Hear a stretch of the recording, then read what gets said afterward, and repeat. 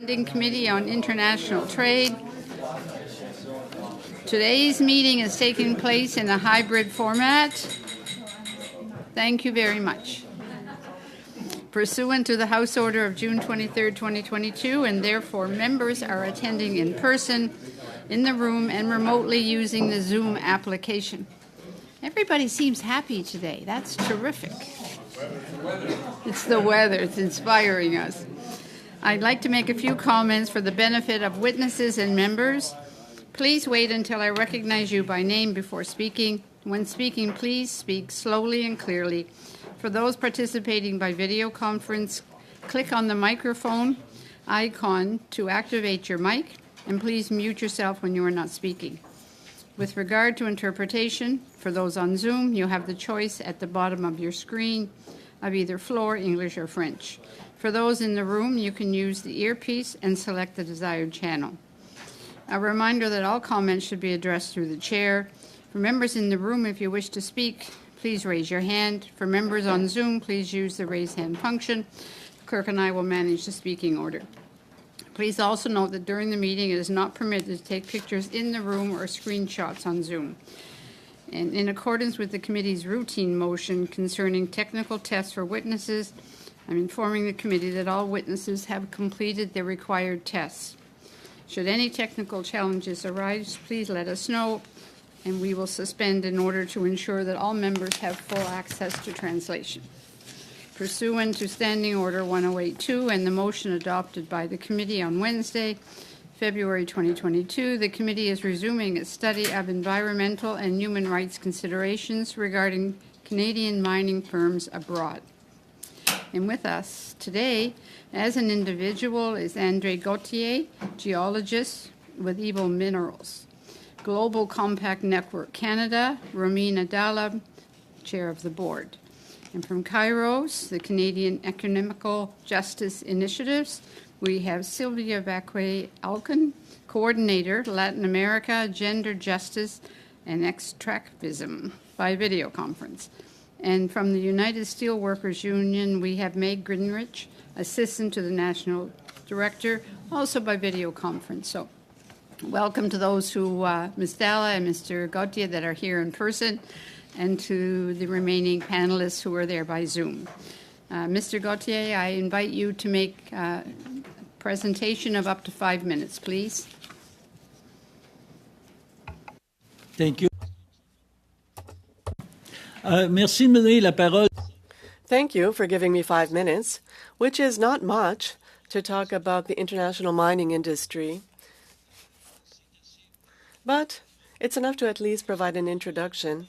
It's a privilege for me to be here today because I'm sure that all my colleagues in the mining industry must be extremely busy working. As you know, the mining industry is a very complex one.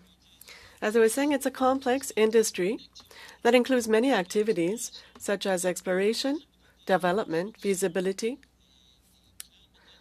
construction, metallurgical plants, the environment, social issues, human resources, logistics and supply, ore transport, legal issues, financial issues, and then political issues. And when you work in the mining industry, you have to deal on all these fronts. Mining industry parameters, general, when we're working on an international scale, we always look at discovery statistics, exploration costs, discovery costs, operation costs, the years it takes to discover the ore, years to develop and build, tax benefits for exploration, tax benefits we can obtain to develop and build.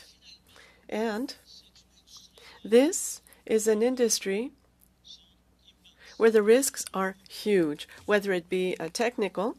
There's a huge list, at least 20 technical risks, financial risks, environmental risks, social risks, political risks, logistical risks, human resources, and there are many more. So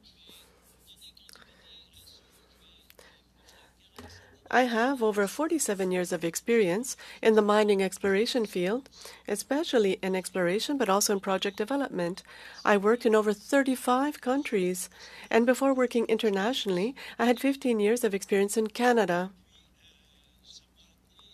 And this brought me to many different countries, and in the beginning, I was a manager for exploration. Maybe you know Cambior, and I was a chair of different companies. And what distinguished me from many of my peers and my friends is that as president of companies, I didn't work from Canada, but I was in the countries themselves where we were working, and I'd come back to Canada to speak to the moneylenders or the investors. And I was involved in the discovery of gold in different countries. And I played an instrumental role in creating the venture capital exchange. It's kind of like the Vancouver Stock Exchange in Lima, Peru, for explorers. And this is still underway. Many Canadian businesses are listed on the Lima Exchange, and in all the countries where I worked, I was part of the organizations, the local organizations, and always in partnership with Canadian authorities, that is to say, embassies, and they were always extremely helpful. For those of you who have more gray hair, such as myself, I'm from the first wave of Canadians who worked overseas. We're talking here about 89 after the boom. And at the time, we didn't necessarily have all the same regulations that we have now on a financial, operational, and environmental level. So everything had to be developed at the time. If you think of the scandals, the BRIACs, Southwestern, and this led to professional associations for geologists, and there was reports that were drafted. And we Canadians taught all different countries in the world because they were not used to working and to working with the public. And on an environmental level, we did the same. And with regards to human rights, the same. We were very, very ahead of our time in all of our operations, from exploration up to operations. And the last part, education. You cannot imagine the quantity of people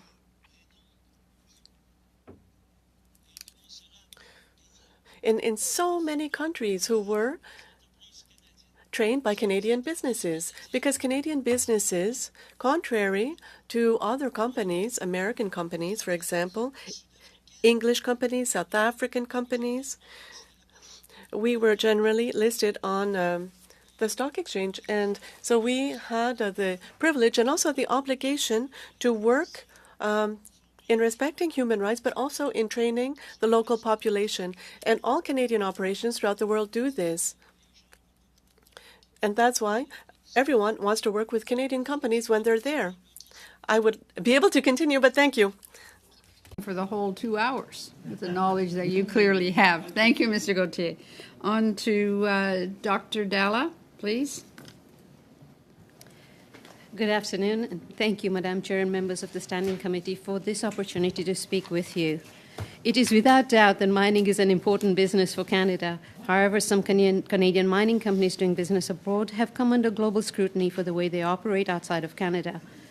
There are key priorities for the extractive sectors from the UN Global Compact Business and Human Rights Navigator Program, which aims to guide companies to understand and address the impact of their operations and supply chains on human rights.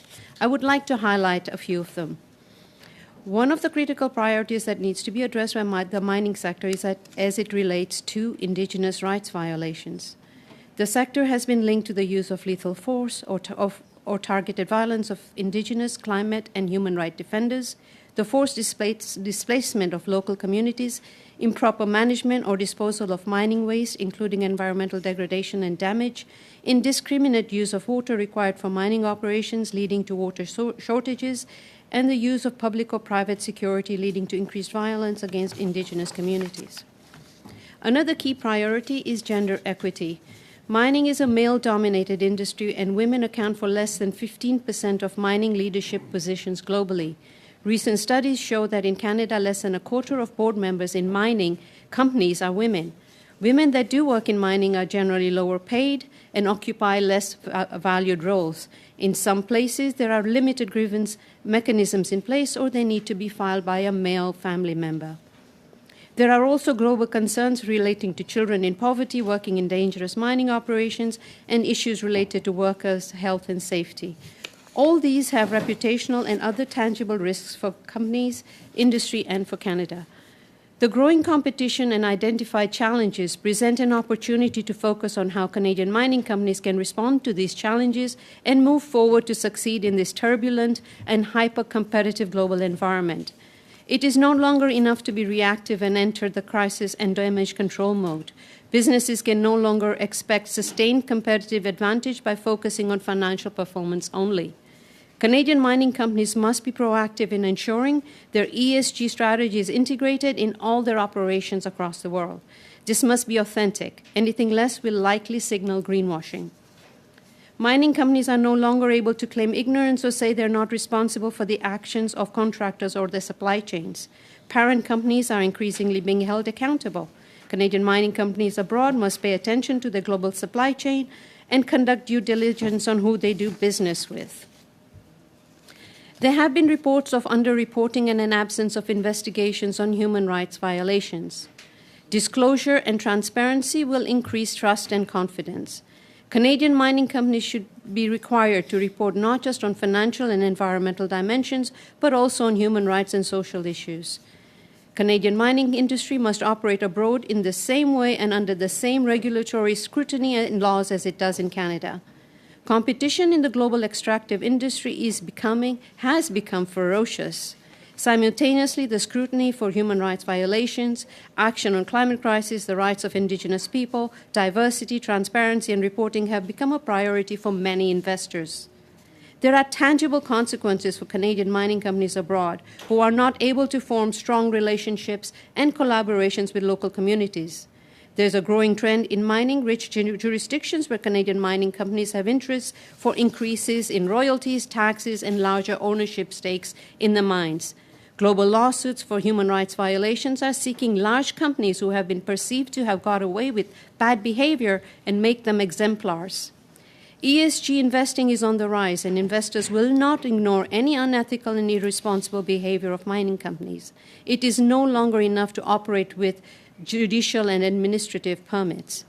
The Global Compact Network Canada can be an important resource for Canadian companies. We currently have a few companies from the mining sector who have joined the network and benefit from the resources.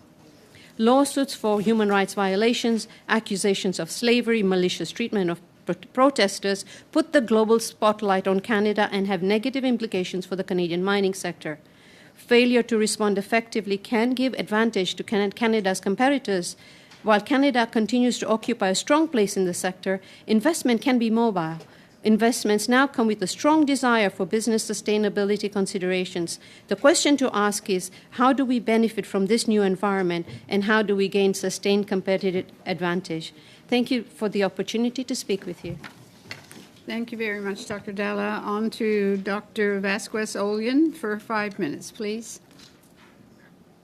Thank you very much. And I want to address the chair and the members of the committee just for 1 second to think about the amazing opportunity you have today.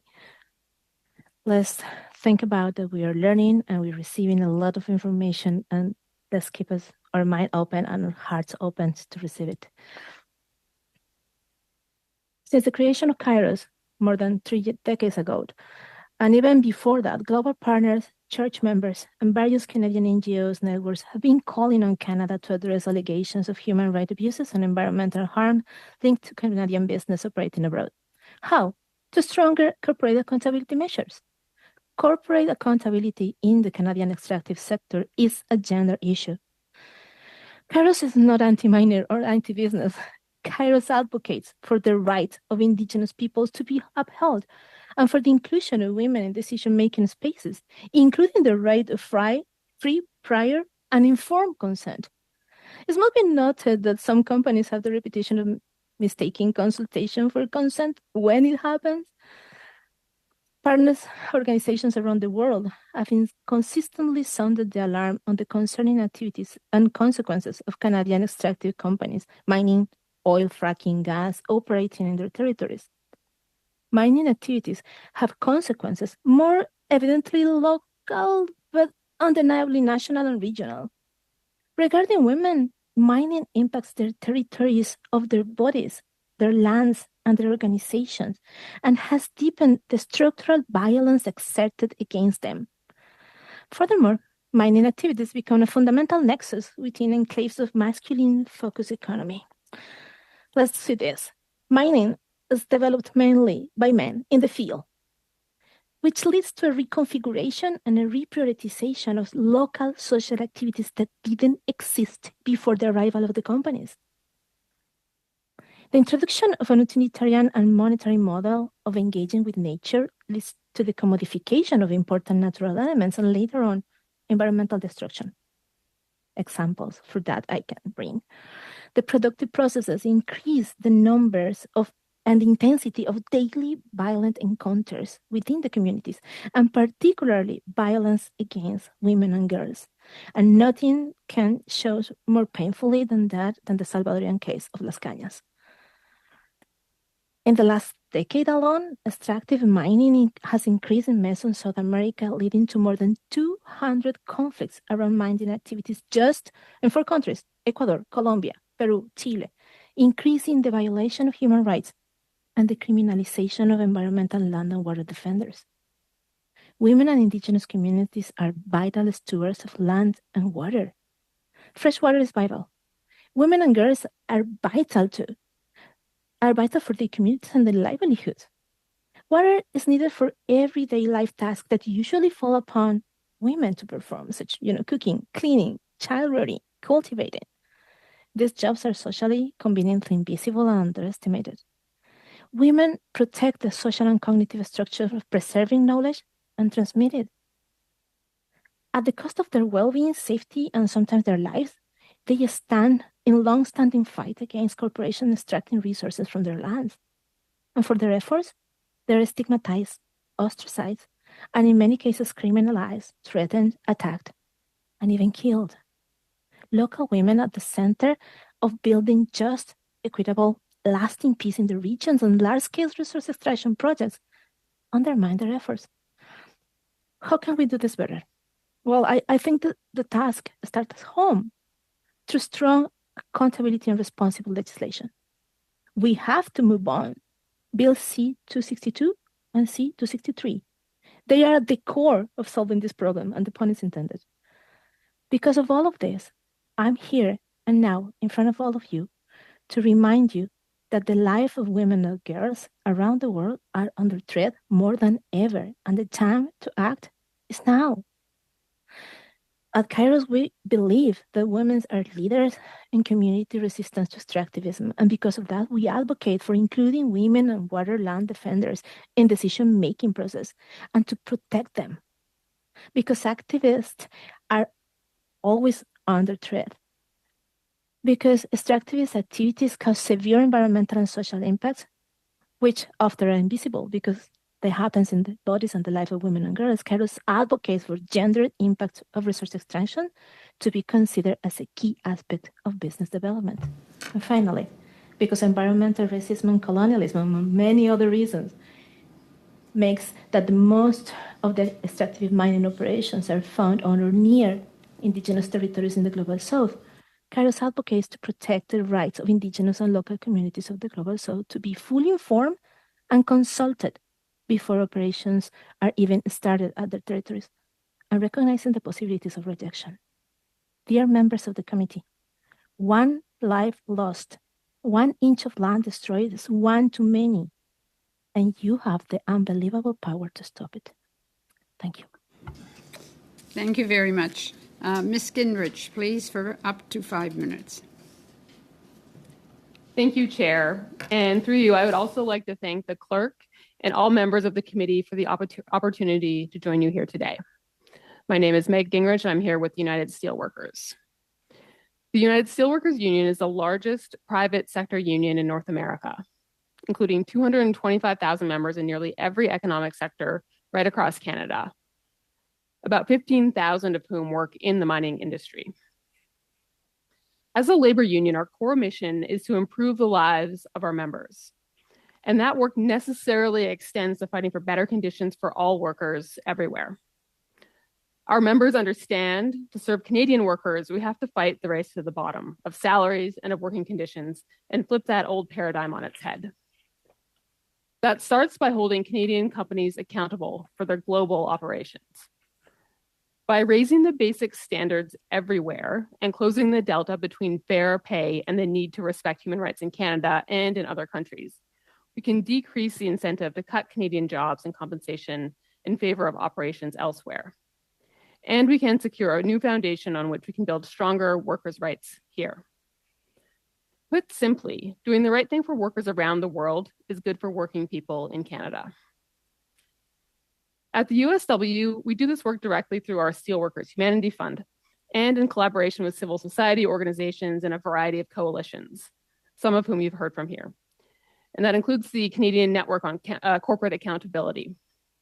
It is through the CNCA and the non-negotiable campaign that we have been actively lobbying Parliament to pass mandatory human rights and environmental due diligence legislation. As you know, that legislation, Bill C-262, is at the heart of addressing the concerns that are being raised in and by the study that you're undertaking. And with all due respect to the work done by diplomats and those in any form of foreign service, I'm sure we can all agree a country's foreign policy includes the international operations and business dealings of the private sector. Canada's mining sector is active in at least 100 countries.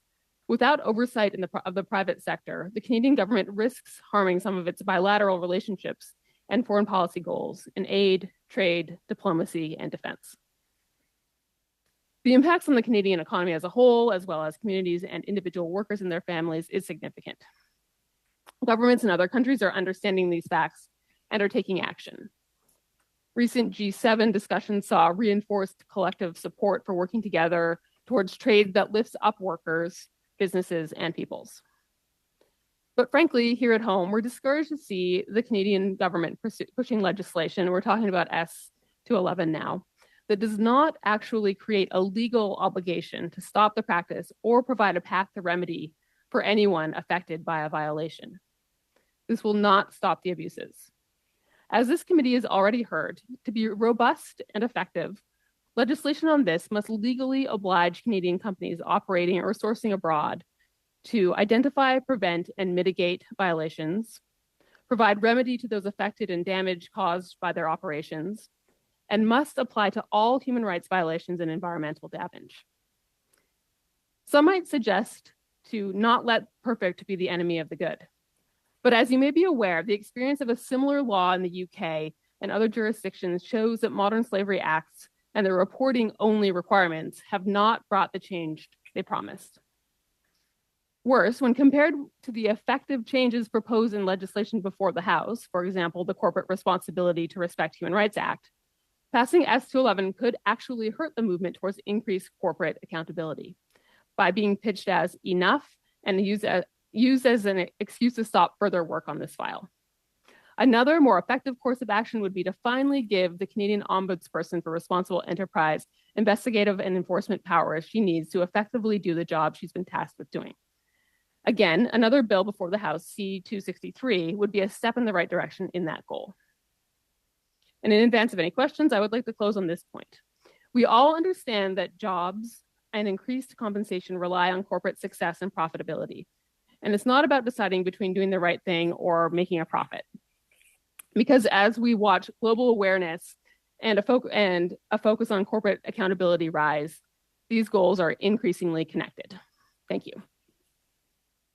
Thank you very much. We'll go on to our witnesses. I want to acknowledge that we have John McKay with us at committee today, who I think is the founder of 262 and 263. Oh, no. S211 Okay. is mine, and anyways, the last witness and I would not see eye to eye. Okay, that's fine. Thank you very much. Mr. Martel, for 6 minutes, please. Chair. D'abord, M. Gauthier, je suis très content. Mr. Gauthier, I'm very pleased that you're here today. You're one of the rare people who works in the mining industry who is here. And you'll be able to give us some detail because you worked in the field, and also you have an interesting history. I think it's extraordinary because you're a true expert.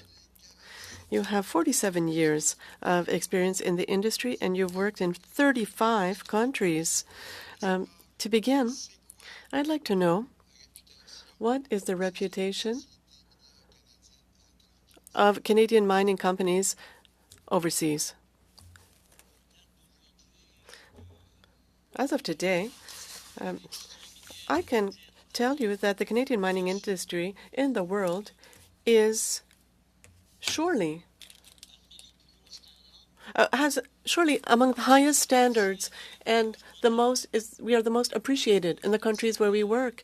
And I'm saying this with experience in at least 15 countries where we're continuing our work. Of course, there are problems.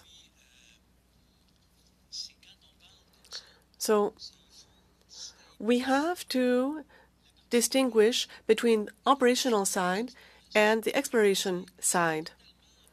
These are two different industries because generally when you're operating, and I spoke about all the different fields in which we have to work, and then generally speaking,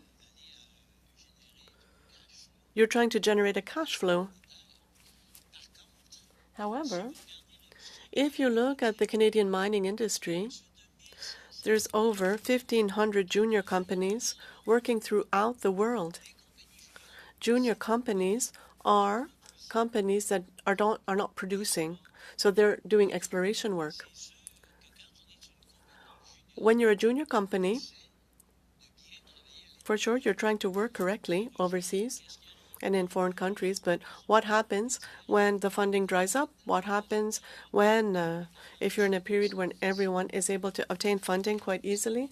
Well, but if you're not able to, what happens? The same thing as what happens here in Canada. Companies are not necessarily able to complete their operations with as much diligence. This is the nature of exploration. Social and environmental damage is minimal because during exploration, other than some drilling holes, it's not a huge amount of environmental damage. Sorry to cut you off, but we heard witnesses who came here, and we're talking about human rights, and many are saying that human rights are not respected by Canadian mining companies. And we hear that in foreign countries, everyone wants to work for Canadian mining companies when they're there. So there's a type of contradiction here. Human rights are not respected on one hand, but when Canadian companies are there, everyone wants to work for them. When we work in foreign countries and the mining companies, human rights, the respect of human rights is what we're trying to do. But I'm going to give you a concrete example. Let's say a city such as Val d'Or, 50,000 people. If you arrive there and you build a mine, and then you're going to have workers, and these workers are going to have benefits and working conditions that are at the level of a developed country, and then you place this within a community that doesn't even have electricity yet. So then, of course, you have people that are going to buy a car. They all of a sudden have enough money to do that. And so what are you creating in this society? Jealousy. Unfortunately, this is extremely difficult to address. All mining companies are experiencing the same problems. And the solution, well, of course, it's working with local governments. We have to be able to find solutions to these issues, and that's why it's hard.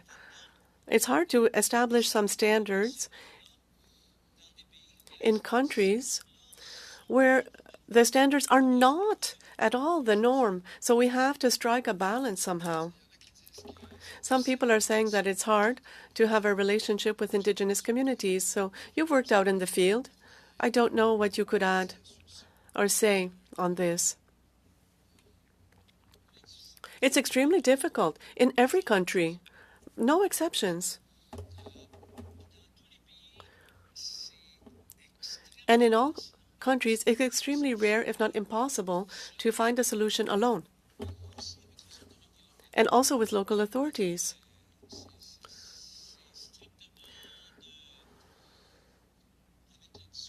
It's only through discussion with local societies and that we can do this. And I was speaking with Richard Martel about this earlier before the meeting. This comes back to the financial system. Here in Canada, we're working with a progressive tax system. And this is known. And it means that our government collects taxes on economic activity and on profit. In most countries throughout the world, the mining industry is not legislated through a progressive tax. They are regressive taxes. And why do I say regressive? What I mean is that the government will take money directly from the mining activity. So the mining activity is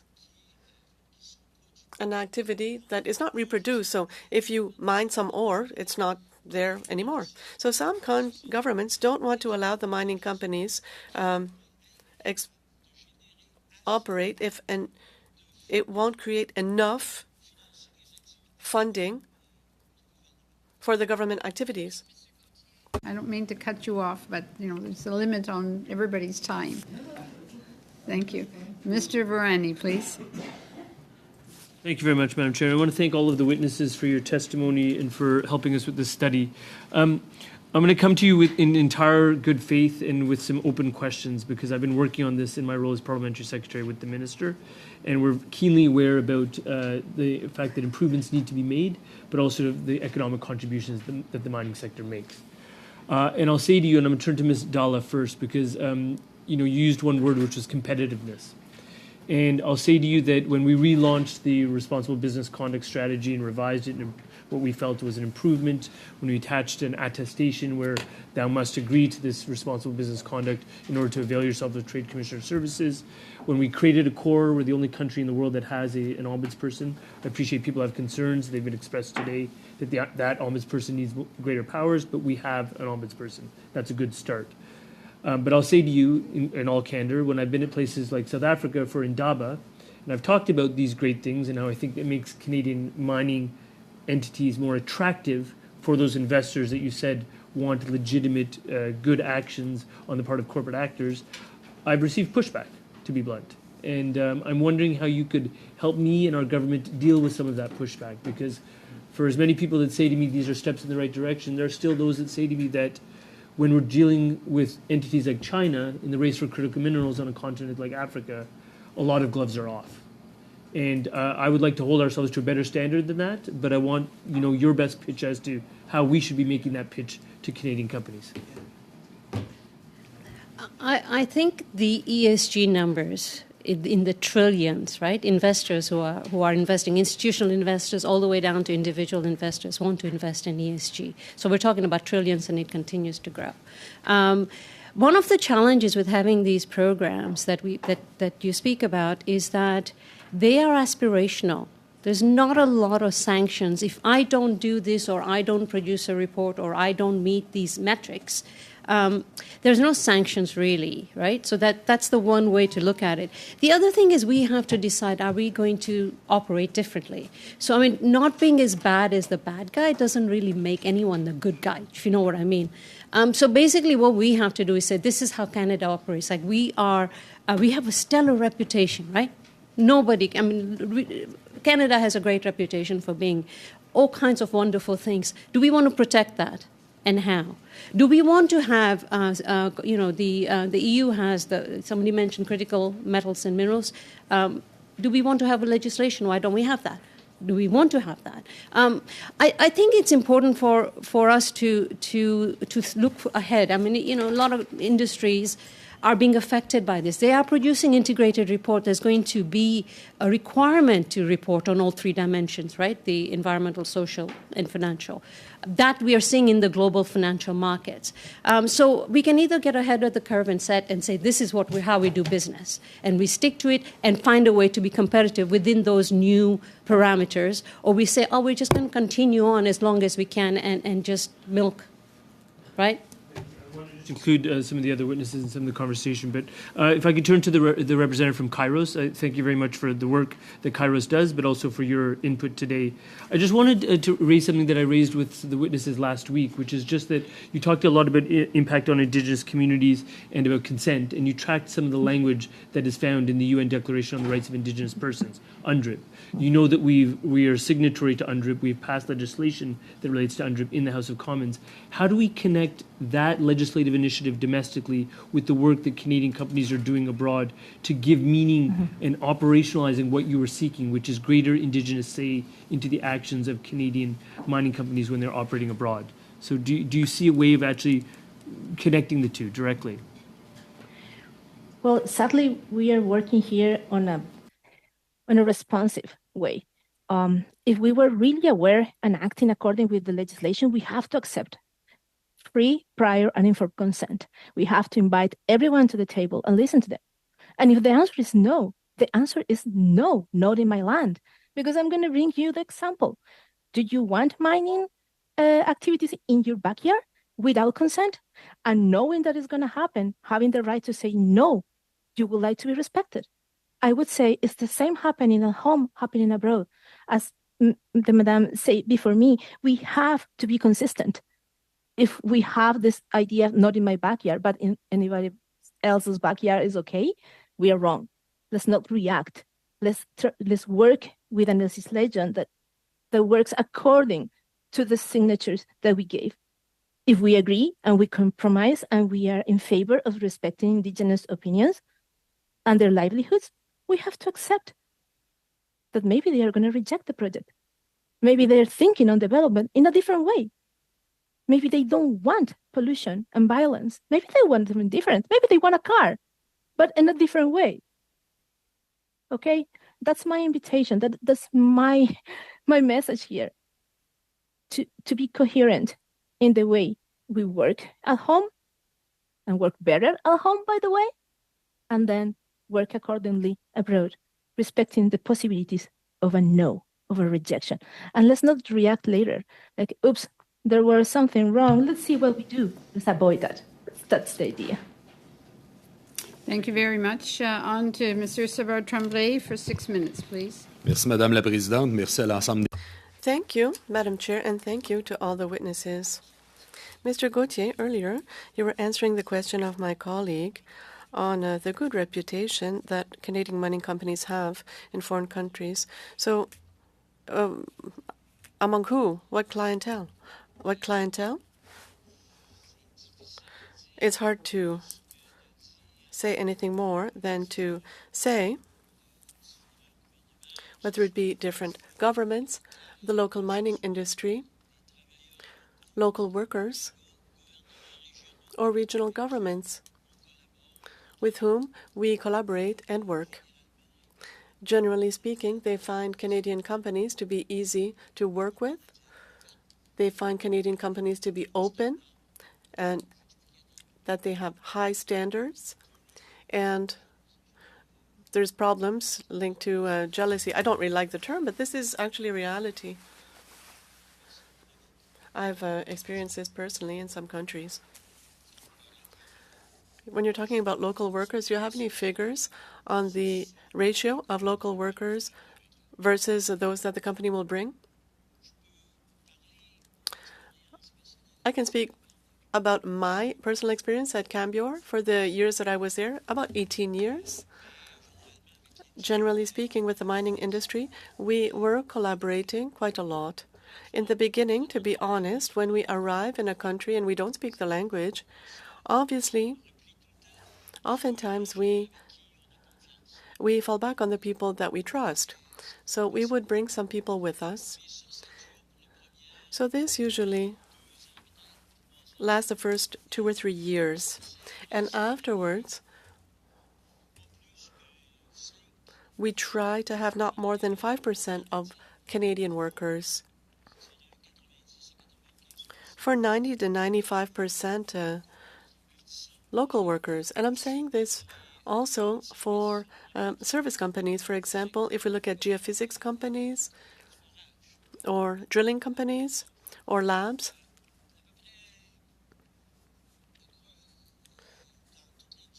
in the whole of the industry, these are more or less the figures that we try to reach. And I have more experience in Chile, in Peru, in Colombia, in Argentina, and Brazil. And unfortunately today, it might be trendy to talk about it, but all those years I was 6 years in China.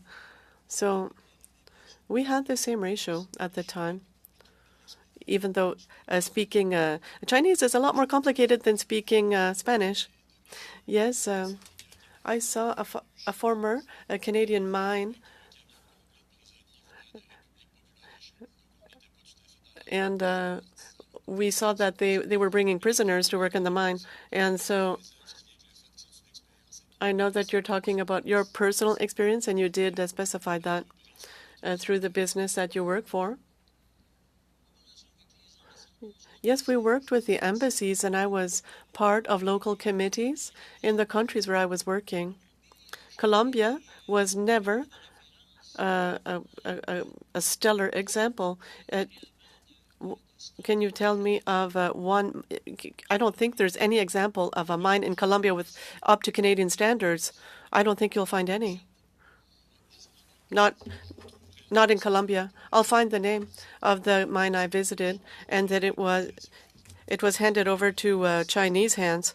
Otherwise, I'm going to lose too much time. But I'd like now to ask a question of Mrs. Vasquez.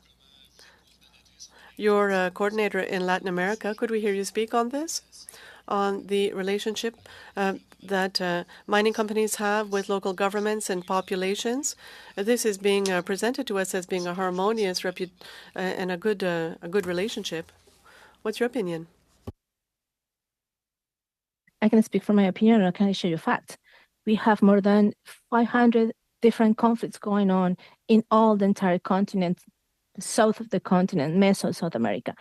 And that's a fact. It's not an opinion. It's happening right now in the courts of different countries and in the field.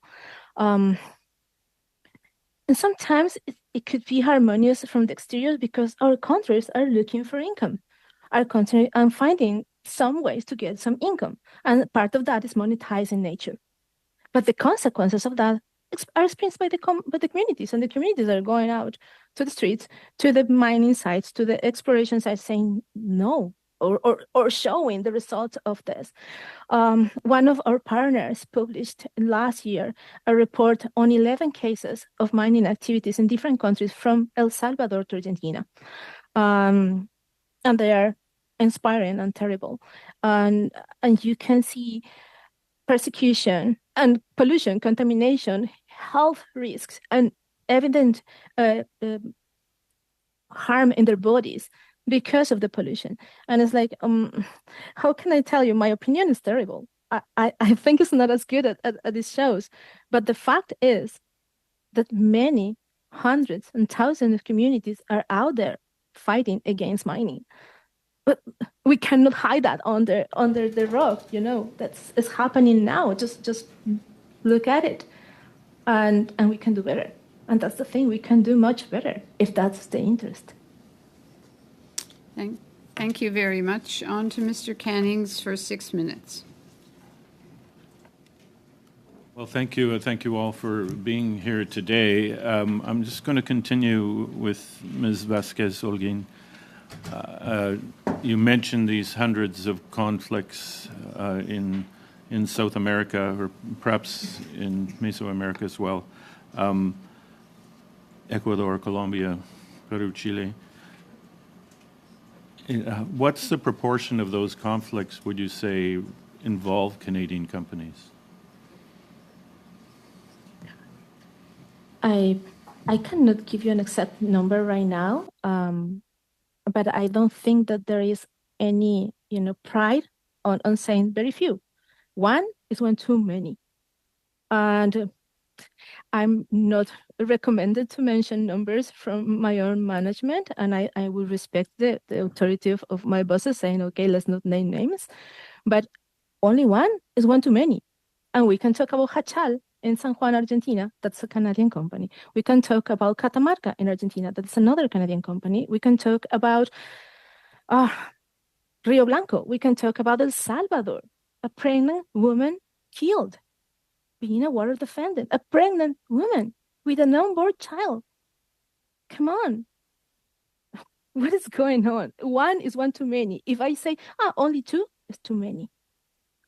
If we want the numbers, right now, EV Justice in the website is showing you all the conflicts in the world, and you can focus on the continent, and it's on fire. I don't know, there is no price saying just only few. No, thank you, and I appreciate that. You mentioned that the two bills that have been tabled in the House of Commons, 262, 263, would help.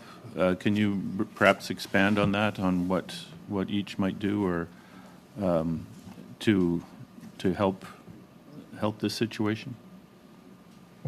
Well, these bills will give voice to those that are not able to voice their conflicts and their suffering in Canadian lands. We will have a strong, really powerful voice to raise concerns and to bring them to justice. Bring them to justice in a fair way. We will only want justice. And we want even preventive justice, which is, I'm not going to do this if the consequence is going to be really hard. And that's the idea. Give them real power. How did you say in English? Like giving them fangs to bite. Give them power to really scare. And that's terrible, but it's the only way we act, because profit is not a scare usually. It's not easily a scare. But I would say give the anonymous person the power enough to pursue justice for those that cannot do it is amazing. And establish the standard of business to fulfill it at the same that we require in Canada abroad. That would put pride in Canadian name, not in low numbers of injustice happening, in high numbers of things well done. I think that's much better. And I'm from Costa Rica, just a tiny little detail. And Costa Rica has the Medal of Honor of being one of the few countries in the continent that fight against a Canadian mining company and won, because we had one of the most strongest ombudsperson in the region. I can tell you, it's possible and it's needed and it's great to have it. Okay, gracias. Me gusta mucho Costa Rica. Beautiful country. If I have some time left, 2 minutes, I will turn to Ms. Gingrich with steelworkers.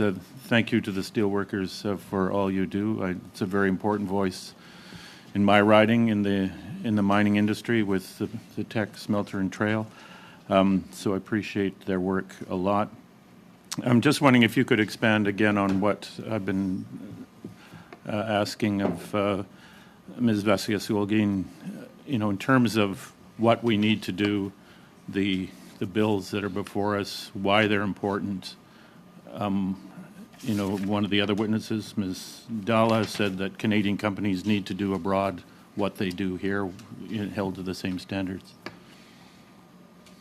Sure. Yeah. I mean, I think so. 263 would be to expand, to sort of rectify some of the things that we think are wrong with the core. which was, something we supported from the beginning. But once it came into place, our view is that there wasn't enough power within that position for the ombudsperson. So 263 would sort of see a core with more teeth, if I can put it that way, with the power to compel evidence and testimony, for example, which is not possible at the moment. And then C262, there's several parts of that where it would require real due diligence along supply chains, and it would put the onus on the company to identify potential issues along the supply chain, whether it's environmental, human rights, violation of labor rights, and then actually to prevent and mitigate those, and have that responsibility to do so, and then would provide access to remedy within the Canadian legal system if a company doesn't actually meet its obligations. And so those are some very important aspects of those two bills that we have supported. Thank you very much. On to Mr. Martel for 5 minutes, please. Monsieur Gauthier, Mr. Gauthier, we're talking about the mining industry that works in a certain way in Canada and then is doing something else in foreign countries. Are there regulation differences?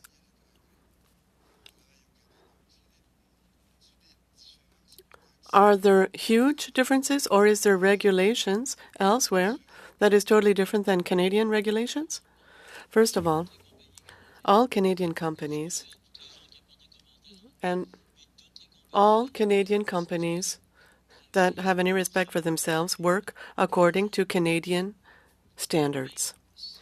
Even if there are very different customs in other different countries, Canadian companies work according to Canadian standards. Now, I heard cases of Rio Blanco, Catamarca. These are not Canadian companies, to my knowledge.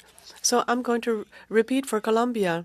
There are many mining companies, and perhaps there's a Canadian shareholder, but these are artisanal companies, and it's obvious when you look at their operations. It's very artisanal. It's not a standard of large Canadian companies, and that is totally different, I'm telling you. These are two totally different worlds. And in some countries, they don't tolerate to have Canadian companies working under artisanal standards. So since your beginning in this industry up until now, on an environmental level, have you seen any progress? Well, yes, it was the Dark Ages, and now it's so different. In the 1970s, Canadian companies in Canada were horrible. So it was horrible outside when we would go in foreign countries in 1989. But everyone had to adapt and change very quickly. Of course, mistakes will always happen, and there are Canadian companies, and I include Cambior. At some point, we had a regrettable issue, and we make mistakes due to lack of knowledge, and we learn, and it's unfortunate. It's extremely unfortunate, and we pay the price. It's a high price, but it was a mistake. It was a mistake due to learning. So Canadian embassies overseas or in foreign countries, so they play an important role with Canadian mining companies? It's more than essential. And before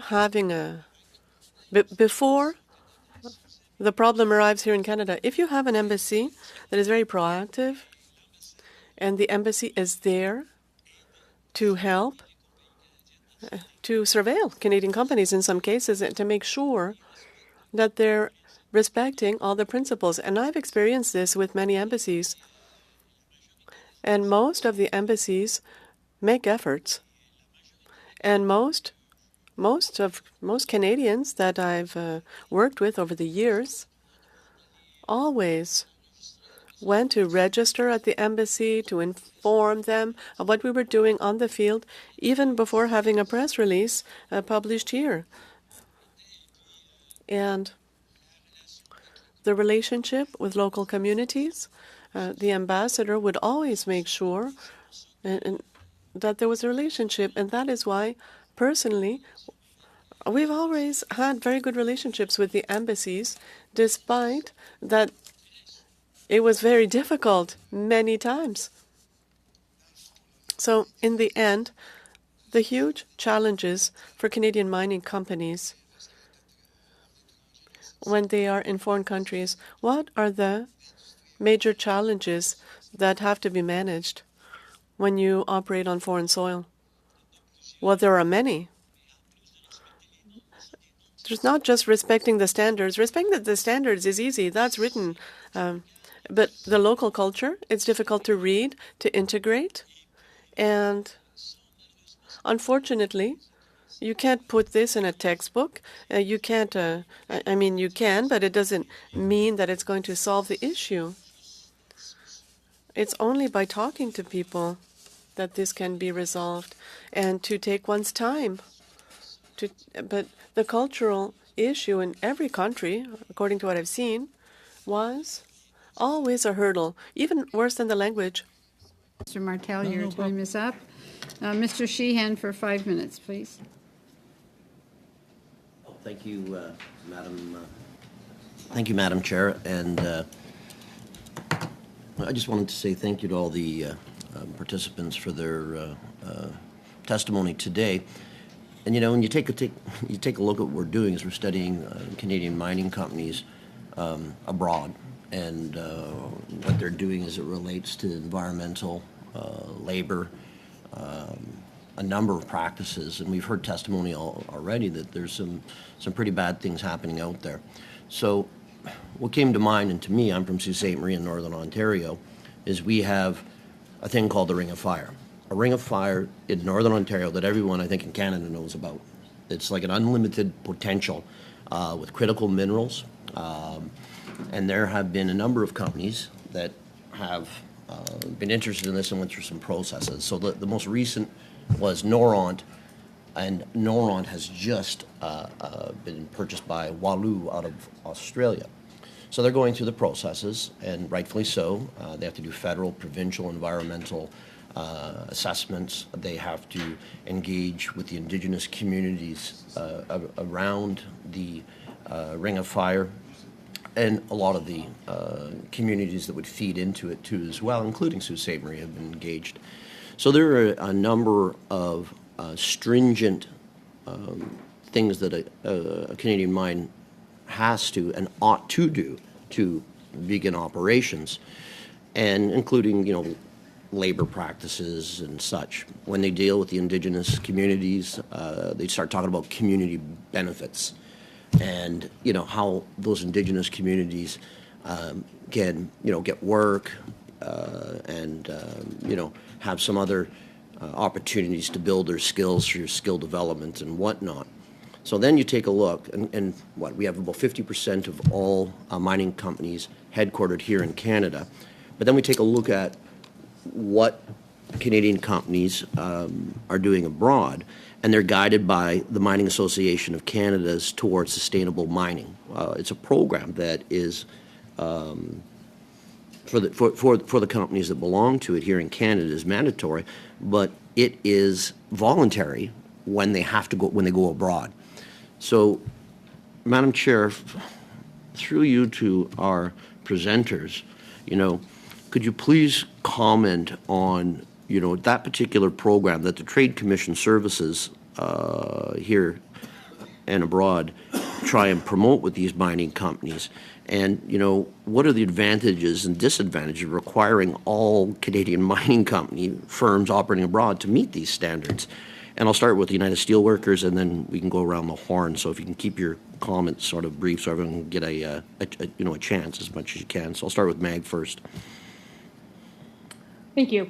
Yeah, I mean, I guess the Towards Sustainable Mining Initiative, a mining association initiative, I think it is important to have something that comes from outside of industry actors, which is why we support sort of stricter and more comprehensive due diligence legislation.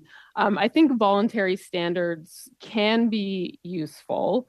We do work with IRMA and other responsible mining initiatives, but they wouldn't be entirely sort of dominated by industry, and would include particular labor rights and so on. And so I think, like, in terms of our position, we do think that actually having legislated due diligence is the best way of ensuring that mining companies act as they should abroad, and that there's actually recourse for those affected by Canadian mining companies and their subsidiaries, to ensure that even if they have good intentions, or even if the market's putting pressure on companies, or there's increasing sort of voluntary standards to adhere to, all of that can be okay, but it's often not enough. And so that's why we press so hard for the due diligence legislation and actual requirements to ensure that environmental, human, and labor rights are respected, and that there's actually recourse for people and communities around the world. Thank you, Meg. I guess I'll go in the room. You have 13 seconds remaining. 13 seconds? Okay. You guys might want to put that in writing, so thank you very much. You can submit it in writing. Thank you. Mr. Savard Tremblay for 2.5 minutes. Mon Dieu, que c'est court. It's very short. So, Mrs. Vasquez Holguin, you spoke about cases before the courts, and I believe the cases of violence and abuse are well documented with many corroborating sources. You're speaking of the courts, but I imagine that you find that the recourse to the ombudsman is insufficient to hear complaints. Do you think that we really need an independent commission capable of doing its own investigation? Well, that's a really interesting question. Thank you very much. I would start to build up with what we have. If we have, and the possibilities to have a really strong ombudsperson with a strong office to support its work, is going to be great. An independent commission usually, in my experience, delays a little bit the processes, and I would say let's strengthen what is already there. And in that sense, maybe I would leave the floor for a better advice, but in my case, I would say let's move on with what we already have and strengthen the points in where we can get a more effective success and effective justice. Donc, actuellement, dans sa forme. So in its current form, it's insufficient? Oh, I'm sorry. I think the translation just broke. In its current form, it's insufficient? I think it's insufficient. But what I'm saying is let's try to build up with the points that we already have. I wouldn't advise adding extra bureaucracy to the process that has to be expedited. But anyway, this is my limited position. I'm a sociologist, not a lawyer.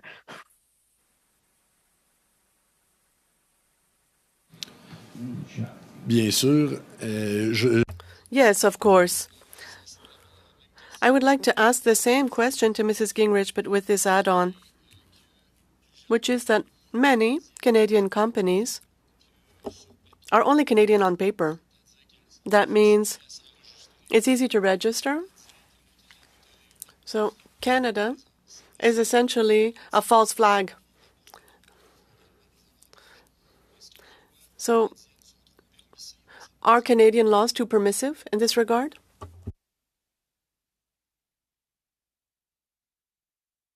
I mean, I think I'm not a total expert on this, and I know that there is debate in terms of what's actually, like, how do you define a Canadian mining company? And I suppose we would say it's something with headquarters in Canada, and I do think it's telling that there are so many mining companies that are headquartered here, whether it's a false flag or sort of they're registered here on paper.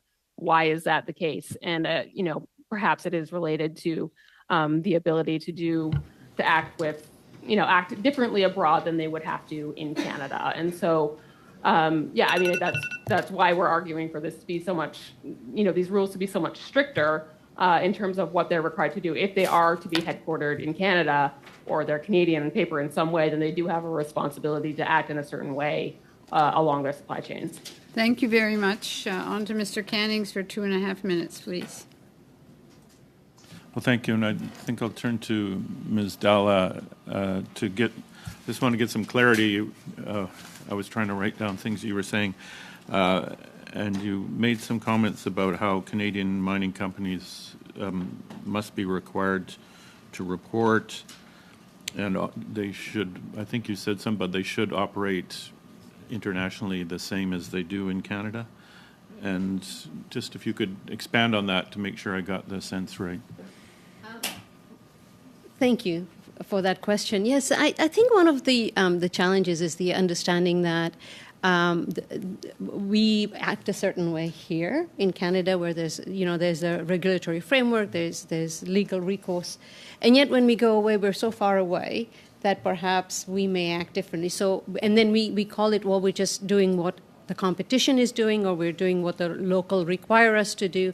And so I guess the idea is to say, well, can we not operate, because that's the way Canadian companies operate, and find a way to be successful. So, for example, I'm a business prof, right, by profession, and we work with companies who have done so well when they really pay attention to the triple bottom line. I mean, they really do well. They invest in renewable energy. They invest in new technologies to reduce the use of water. They work with local communities. Their gender equity numbers are really strong. So, I mean, those kinds of things are happening. So why does it feel that we don't think our Canadian mining companies can do that? So I really think that when you make so for example, the integrated reporting that so many companies are now required to produce, right? The financial, social, and economic. We're seeing more and more companies are producing it voluntarily, but then more and more companies are going to be required to produce it because they're listed on the exchange. So when you start reporting on things, not just the good things, but when you start reporting on good things and everything else that's going on, and what are you planning to do, and what are you going to do when you don't meet your objectives, and what if there's accidents or spills, all those things, we see companies really trying to achieve it. Right? And so I think having those targets are really important, because companies really do want to do better. I believe the ones we work with are striving to do better. And you said something about this. Okay, would it be advantageous to have bills like 262 and 263 that really puts a stronger lens on this? I'm not an expert on this bill, so I don't really know, but it sounds like we're on the right track. Okay. Very much, Mr. Carey, for 5 minutes, please. Thank you very much, Madame Chair. Mr. Gauthier, I'd like to follow up on a question my colleague from the Bloc mentioned in his commentary about a company he heard transferred from Chinese hands over. And it's really important that we hear from witnesses who are on the ground, and with experience, we appreciate all the witnesses being here. But I'm curious if you could give us an opinion on how Canadian companies do function internationally, like compared to countries like China, perhaps, or even the Americans in the UK, because sometimes the countries on the ground, they have a choice. Do you go Canadian or do you go China? Would you be able to enlighten us on kind of on the ground what the differences might be and how we compare? Do you mind if I answer in English or in French? Ce n'est pas un enjeu pour moi, pour nous, c'est transacteur. Non, c'est bon. for me it's the same. Les Chinois. The Chinese, and we had these same issues when we were working in China, actually. The Chinese are the worst of the entire mining industry. In Africa, in China, it's like this. It's just how it is. And in Latin America, they do the same. Mrs. Vasquez was talking about Rio Blanco. Those are the Chinese. Because culturally, I imagine, it's that way, and there are huge differences. For us, Canadians, I'm not aware of this sale to the Chinese from a Colombian mine. I know of some projects in Colombia. I'm not sure exactly how things happen, but I'm not at all surprised that the Chinese are operating this way. This is how they work. They arrive with their own people and they do not integrate. And really, they arrive with their equipment, their personnel, everything. And this is a huge issue. And you've surely heard about the issues in Peru. They had problems in the last 6 months. And it was La Bamba, and it was a Chinese company for these same reasons. And we, the Canadians, were not so far. And oftentimes, Canadian companies are not stuck between a rock and a hard place, but there are protests, and it is against the mining industry as a whole. The problems were not necessarily created by Canadian companies, but we do suffer the consequences. In Cusco recently, in the last 6 months, this happened. And it was due to a Chinese company. And we were in the same countries. And we were at the wrong place at the wrong time, if you will. But the behavior of the Chinese is terrible throughout the world. The UK companies, they have their own mentality, and the English mentality is very different in the mining sector than the Canadian mentality. And I would say that in the mining sector, Australian companies act like Canadian companies, US companies, not so much, and South African companies, even less. I don't want to name them by name, but that's the situation. But Canadians and Australians work more or less according to the same standards. But the others, well, I would definitely say that they work extremely differently. Because I think it's very important to differentiate specific problems with systemic problems. And as Dr. Dalla was saying, we want to make sure that Canadian companies are competitive internationally and do it in a way that kind of brings the standards up for everybody. But one of the questions as well, how would you define a Canadian company? Because, some of these companies, they register here. And when we're looking at it and evaluating and regulating, I was wondering from the ground, what would you consider if you're giving us some advice? How would you define a Canadian company? This is funny because when you are in some other countries, you always have the Chamber of Commerce, for example, the Canadian Chamber of Commerce, Canada, Peru, or the one in Chile, the one in Argentina, including it. It's like every company would like to be Canadian. Of course, we created our own success, because if you look at the Toronto Stock Exchange today, it's the main exchange for mining industry worldwide. At the beginning, it was London. Today, everybody wants to be in Toronto. Now, does it make Canadian company? That's another story. And the other problem that we're facing, I said it a little before, it's the junior industry. It's really two different industries. The junior exploration and the, let's say, the senior extraction are two different worlds. As I said, the juniors, they try to work according to the standard that we've discussed, however, along the line sometimes, and that's probably what happened if they were a junior in Colombia. Then they have to sell, or they have, and then they don't really, let's say, bother to the extent that they should do, but... Thank you very much, Mr. Gauthier. Okay, sorry. Thank you. Mr. McKay, please, for 5 minutes. Thank you, Madam Chair. I just wanted to weigh in on the debate about transparency legislation versus due diligence legislation, and what's on offer and what's not on offer. So transparency legislation is what it seems to be, which is that every year a Canadian entity would have to examine its supply chain and satisfy itself that there is no slavery in the supply chain. And a CEO will have to sign a statement to that effect with the same impact that it would if you signed a false statement for an accountant, for instance. And it applies to a certain level of entities all across the country. And if you don't file, you're fined.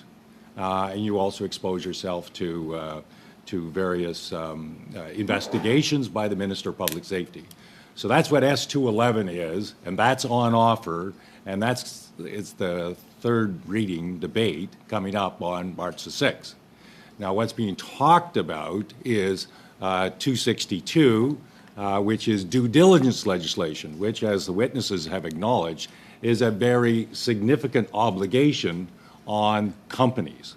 And so 262 is, with greatest respect to Mr. Julian, an aspirational bill because there's not likely going to be debated in this particular Parliament.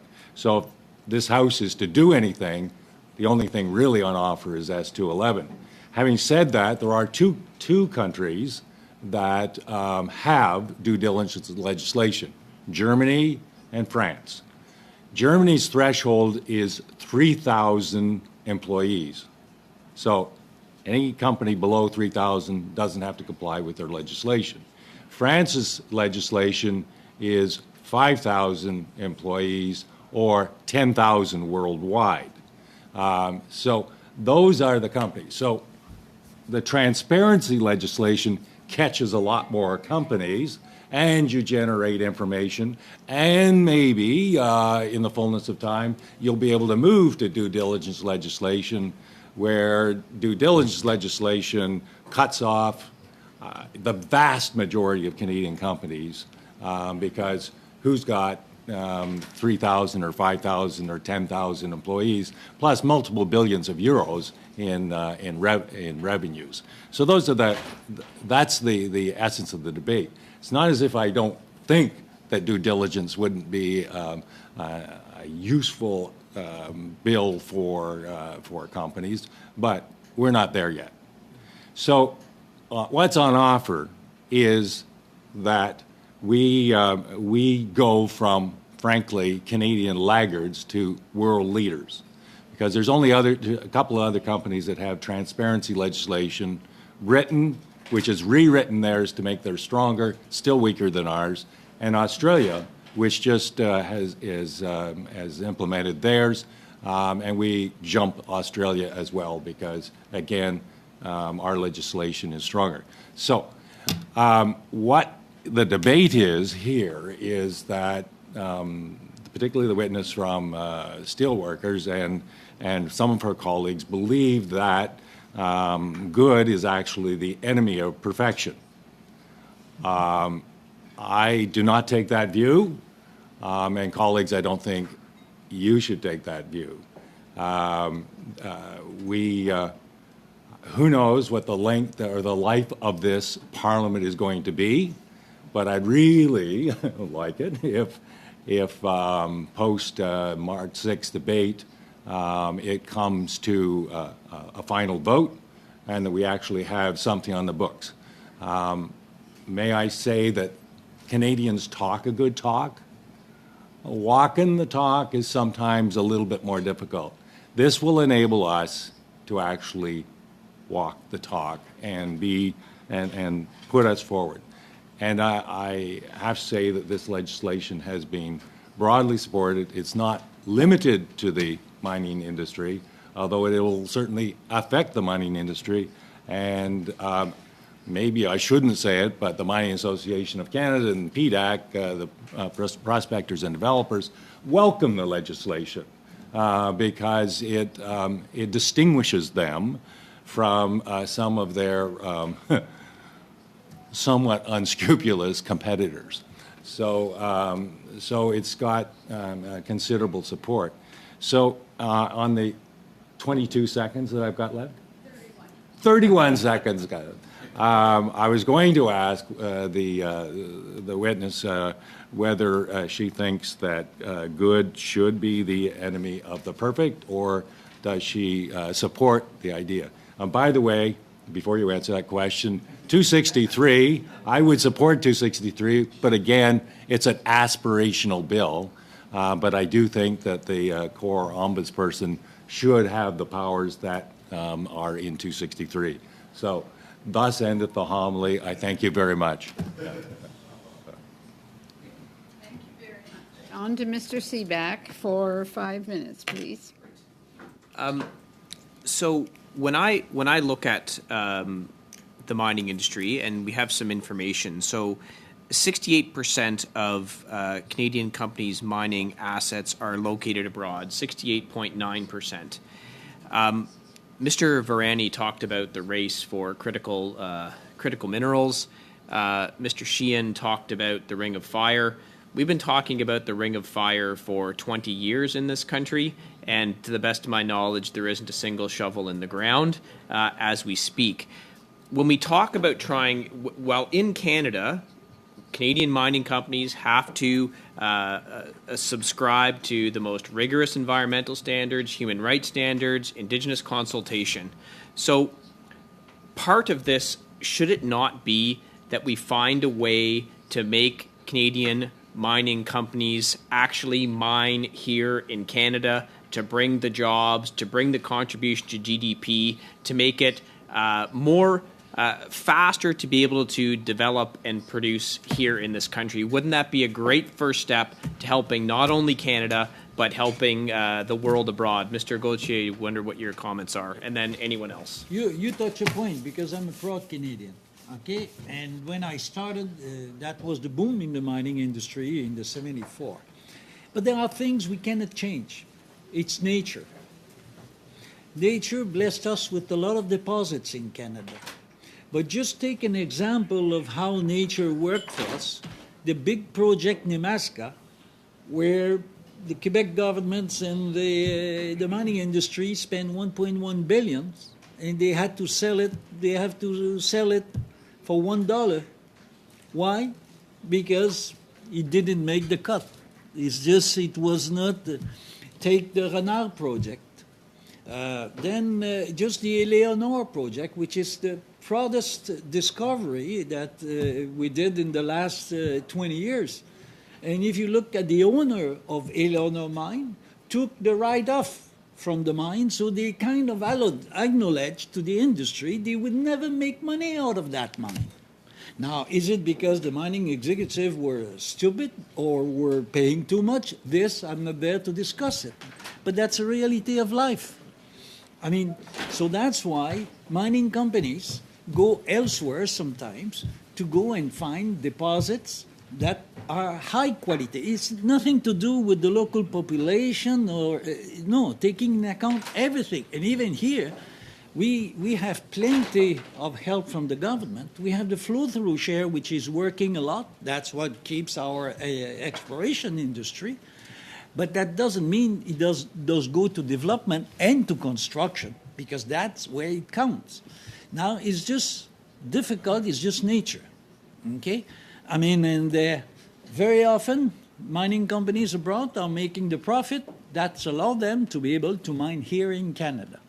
However, there are few deposits, maybe here, and I would say, for example, nickel, definitively, and copper, we're definitively good in those deposits. If you look at the Raglands or in the Ring of Fire, but more in the Sudbury, if you will, area. But I mean, this is nature. This is just nature. Ms. Gingrich, would you agree we should try and create an environment here in Canada so that Canadian mining companies would rather be mining here in Canada than mining abroad? I mean, we do definitely want to see, we're a mining union. We represent a lot of workers in mining. And so we are supportive of development in Canada. We don't want it to happen as a result of sort of our race to the bottom or a degradation of environmental or human rights or labor regulations or standards. I want to make that clear. I mean, I think some of the things that we're advocating for here brings, other parts of the world up higher, to have higher standards in terms of human rights, environment, labor, and so on. And that's a way of also helping workers and development here in Canada, where it's not just, we can make a bunch of profit abroad where there's, lower standards or whatever it may be. And I think it's also important in terms of tying it into our trade strategy and foreign investment protection agreements, things like that, where we're not simply making it easy to just import cheap products because of trade deals that actually do end up undermining Canadian development and employment, where it's just not attractive to do it here because we do have higher standards. But I guess just to sum up, we don't want to see a reduction of standards here as a way of doing that. Okay, thank you very much. Mr. Aria, please. You got 2 seconds. Thank you, Madam Chair. Mr. Gauthier, it's a pleasure to have you here. Some of the witness, I'm quite surprised that they brush the entire Canadian mining sector along with the mining companies from other parts of the world for the human rights violations that happens in countries in Africa or South America or Asia, etc. I'm not suggesting that every single Canadian mining company is lily white.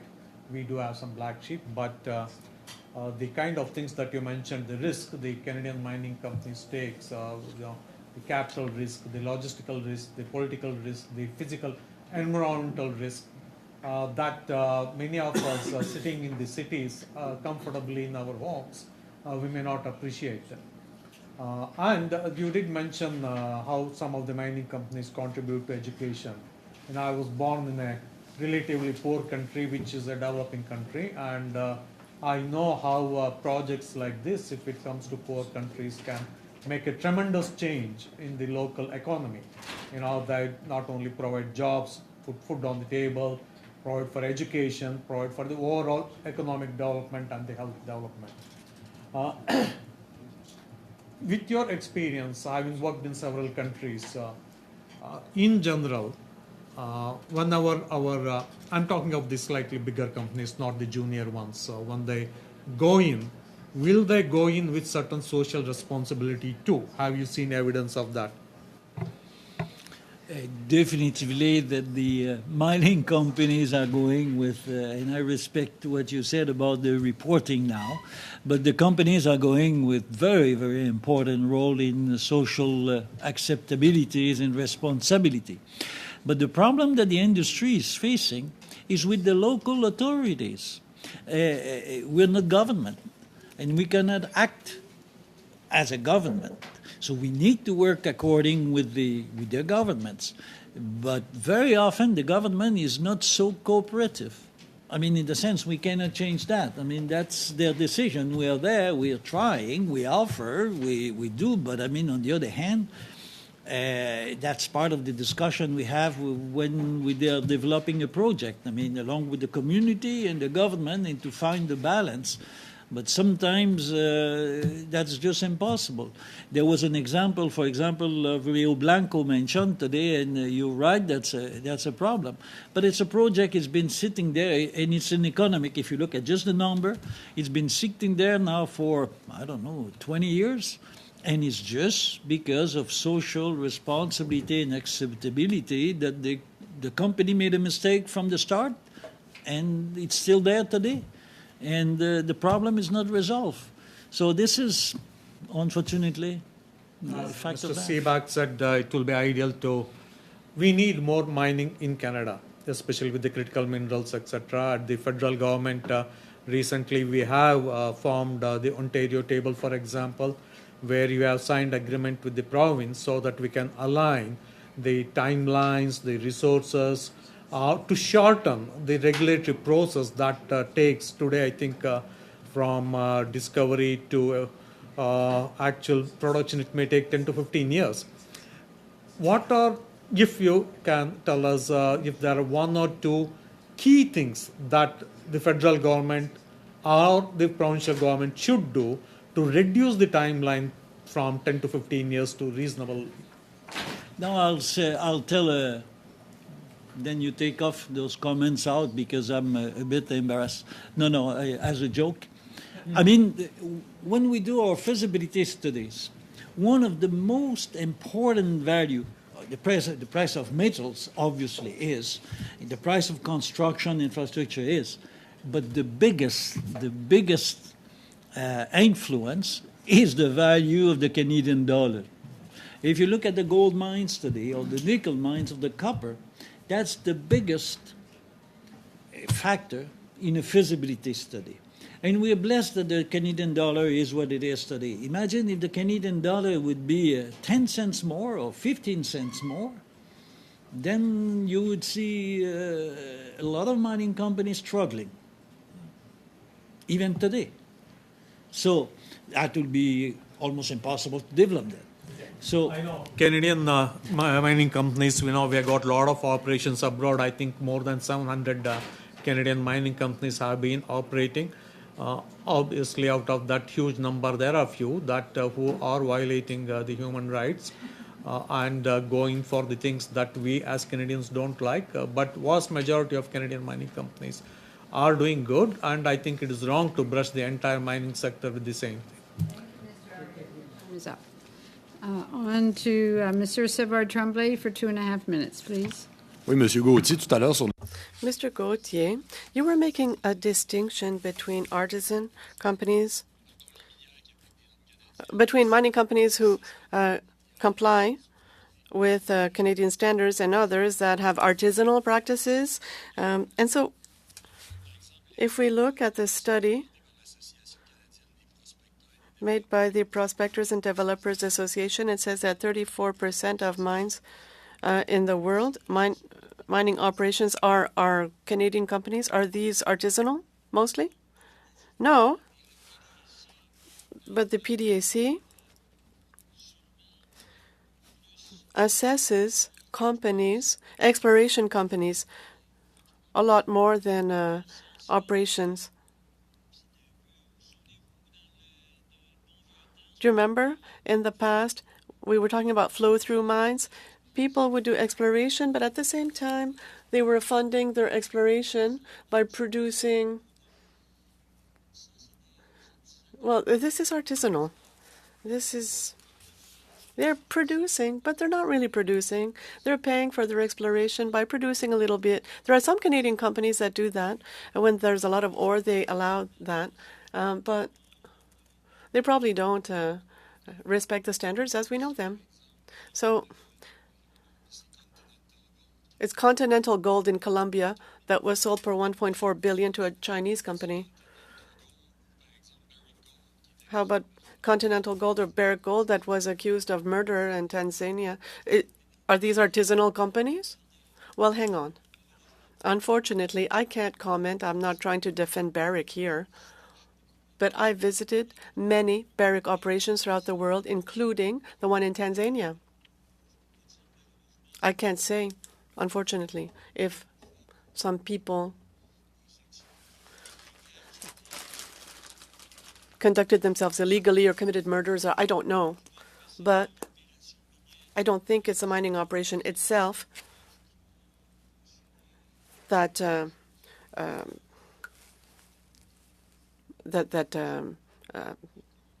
allowed this. So it doesn't mean that things can't happen. So I'm not really aware of the situation, but I did visit their operations. It's difficult. And in the case of Barrick, there were a lot of artisanal companies. And yes, it's on their territory. But I don't think it was a Barrick operation itself. Thanks for 2.5 minutes, please. Well, thank you. And I'd like to thank Mr. McKay for his homily and for all for all the work that you've done over the years on this file. I really appreciate that. But I would say that Bills 262 and 263 are on offer. They're on offer to the government because this is what the corporate responsibility sector is saying is what is necessary. And I'd just like to offer the rest of my time to Ms. Gingrich to respond to your comments about the difference between those bills and why 262 and 263 will and should produce better results. Sure. Well, thank you very much. I think Minister McKay explained it fairly well in terms of what some of the differences are. I mean, I guess it sort of comes down to a difference in expectation of what's possible right now. And I agree that those 262 and 263 are still possible to pass. I mean, if we can get the political support for it. And I don't think that it's a question of them going too far or anything like that. I mean, transparency, a requirement to report, that's important. And again, I think Minister McKay has very good intentions and everything like that. But I think it comes down to what we think is possible. And I have high expectations that as a country and as a society, we can pass bills like this that actually put real responsibility on Canadian companies to ensure adherence to human rights labor rights and environmental rights across their supply chains, including for subcontractors and so on. And in terms of the core, I mean, that is something, as I've said, that we have supported the creation of. But I do think that as it stands right now, it's simply not strong enough to be able to do much. We're trying our best to use it in the garment sector to see what will happen. And we're happy to try to use what exists, but we always want to try to make things just a bit better for everyone. Point of order, Chair. Just a point of order. I wonder if Mr. Cannings could offer to the committee where 262 and 263 are in the order paper. That would be helpful to members.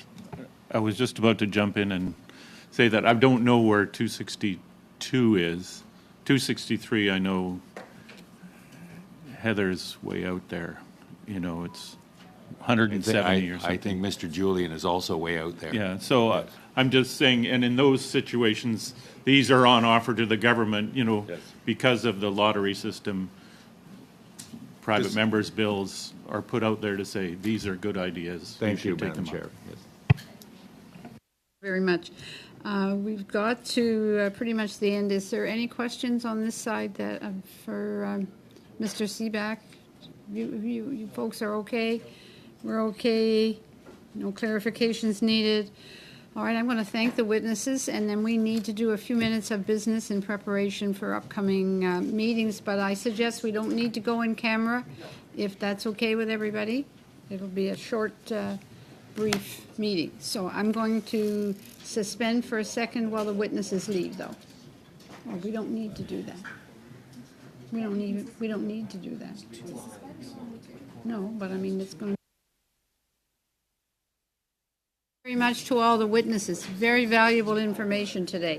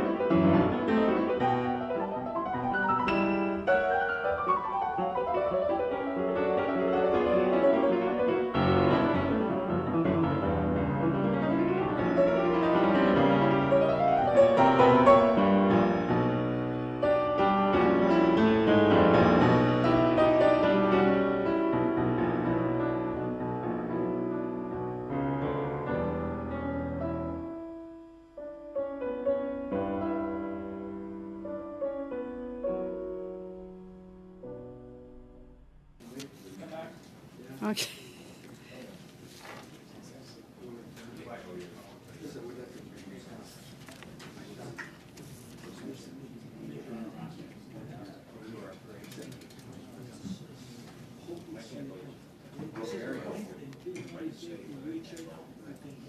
It's a good witness.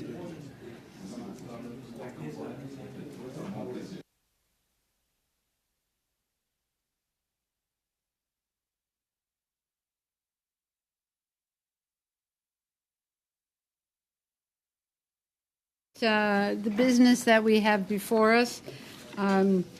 Next, on Monday, we have, again, a continuation of this mining study is coming the 13th. On the 16th, it was the BDC and the minister, but the minister is traveling and BDC is not available either.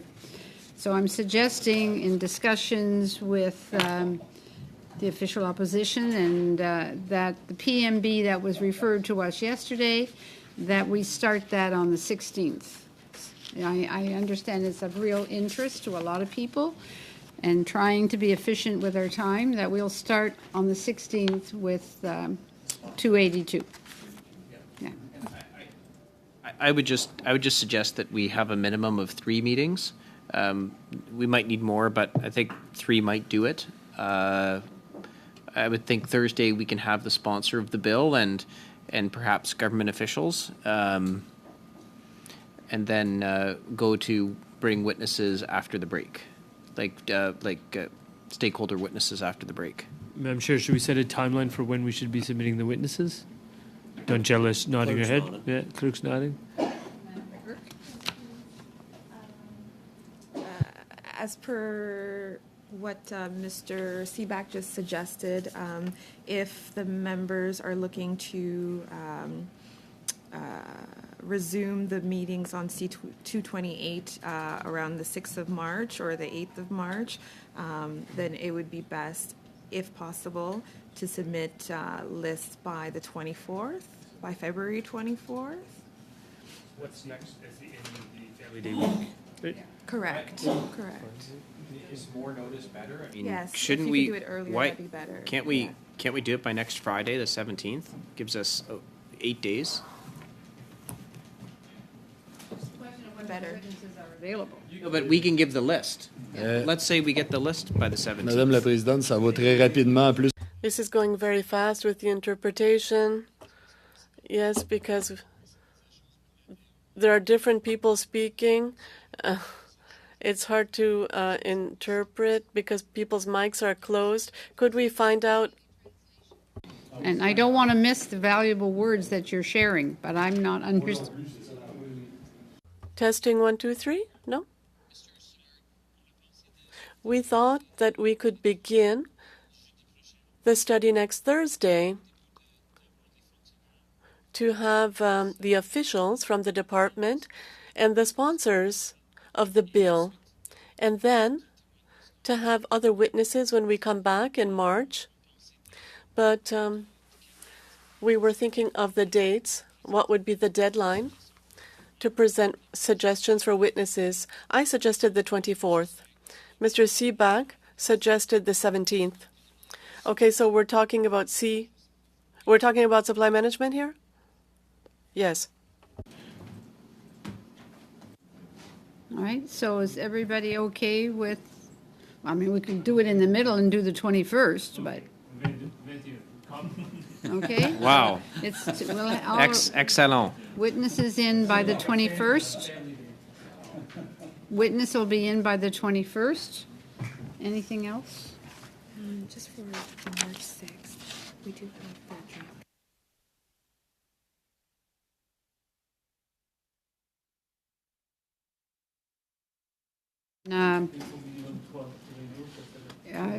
Would you like us to try, do we want to do the 16th and then go and try and En do fait, the juste vérification, s'il vous plaît. Aussi. Could I check something? So to determine the amount of meetings, I'd like to know how many were held for the identical bill in 2021 when we studied it. On peut vérifier. Could we check? A minimum of 3 meetings.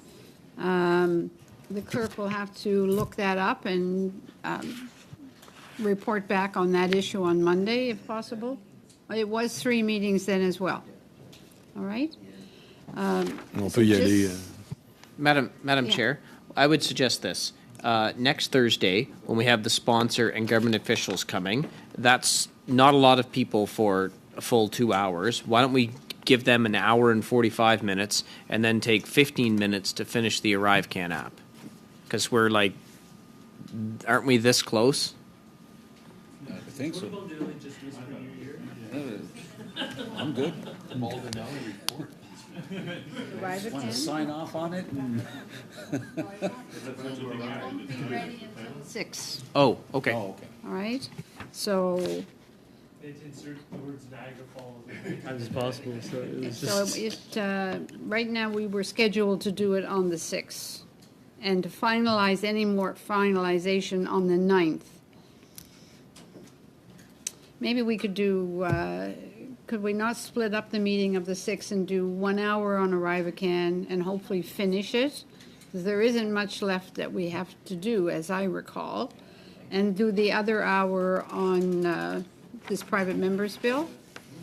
Or are we getting? I don't think we need an hour for the ArriveCAN on the 6th. Like, we are literally millimeters away from being done. So and I'd hate to just only have a partial panel for this bill. Can we not do at least an hour and a half with witnesses. I'd say an hour and 45, and leave 15 minutes for the arrive can. Let's do an hour and a half of the PMB. We'll have a half an hour left in case we run into trouble on the ArriveCan so that we can get it completed and out of here. I promise to make sure Mr. Nelly is... I'll behave. He better be on a plane somewhere because I don't think he'll be okay. I'll be renewing my Nexus. Ça nous met quand pour la... So, what happens with Mrs. Udon and Mrs. Ng? When will that be? That we can get them scheduled in. The minister knows that, we're waiting for her to be able to come. So once we have indication from the minister's office that the minister's here in the country and available, we will shuffle things around in order to ensure that that happens. Okay? Is that all right? Okay, everybody's good? Okay. It's Thursday night. Have a great weekend, everybody. For those of you who don't have to be here tomorrow.